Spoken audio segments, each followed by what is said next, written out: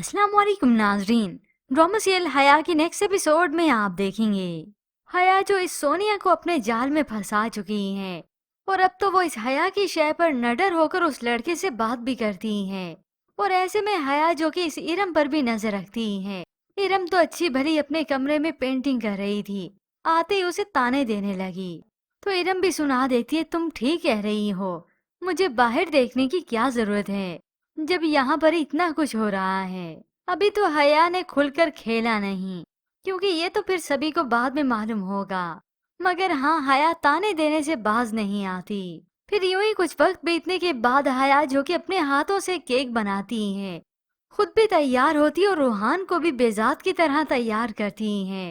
अब सबके सामने केक ले आई तो जेठानी कहती है, आज हया ने पहली मर्तबा केक बनाया है, ये भी तो पार्टी हुई ना। यूं रूहान आया और दोनों एक साथ केक कट करते हैं। तो ऐसे में अब ये इरम खामोश नहीं रहती, सबके सामने इस हया को सुनाती है। वाह क्या हसीन इत्तेफाक है ना। सब मुतवज्जा हो गए कि इरम कहना क्या चाहती है। आपने तो हम सबको हैरान कर दिया। आज दरख्शा बेगम के घर पर बेजात की भी बर्थडे है और रूहान को भी सुनाती हैं, आज तो आपने शॉल भी बिल्कुल बेजात की तरह ली है। ये सुनकर तो सभी की परेशानी बढ़ गई, मगर सबसे ज्यादा परेशानी तो इस हया की बढ़ती है, क्योंकि रूहान तो फट से हैरान होकर इस हया को देखता है। ये बात तो शक में मुब्तला कर गई सभी को। मगर हया अपने झांसे में फिर से सभी को ले ही लेगी, खास तौर पर इस रूहान को। और इस हया की नफरत इरम के लिए तो और भी बढ़ जाएगी, क्योंकि इस इरम ने हया की दुखती रग पे हाथ जो रख दिया।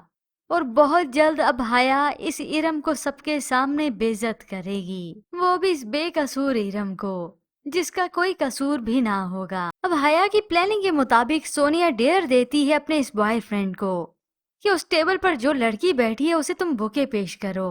अब ये सुनकर वो मजबूर हो गया और हया को भी प्लानिंग के साथ सोनिया यहाँ पे बुला लेती है। वो तो बैठी इंतजार कर रही थी उसका।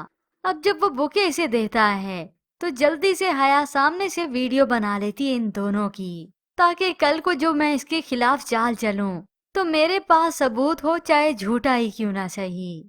सोनिया को तो एहसास होता है इस बात का कि ये गलत है, ज्यादती है उनके साथ। मगर हया हमेशा की तरह उसे अपनी बातों में ले लेती है या उसे अब डरा देती है कि जाओ सबको सच बता दो फिर।